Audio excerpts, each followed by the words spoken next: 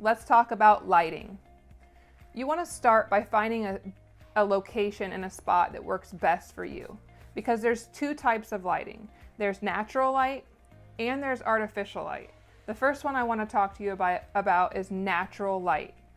It's the best option if it's available, and also it's free. And the second option is artificial light.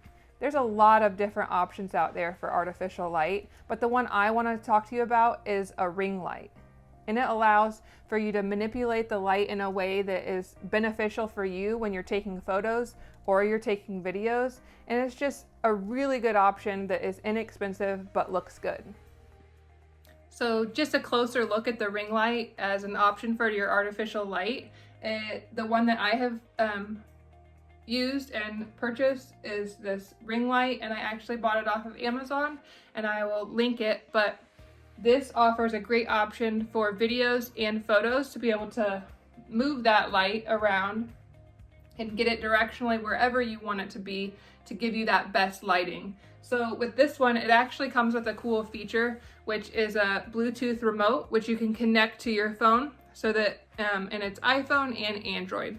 So you have the option to click on that to take the photo or even start the video. So that's super helpful. So it also has this mount here that you can mount on your cell phone to take those photos and videos. A couple different options as far as the actual lighting itself.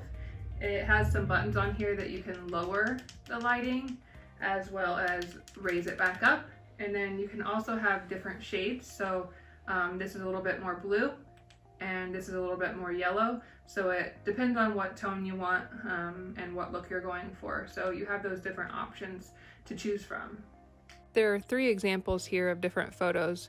One with no extra lighting, one with natural light, and one with artificial light.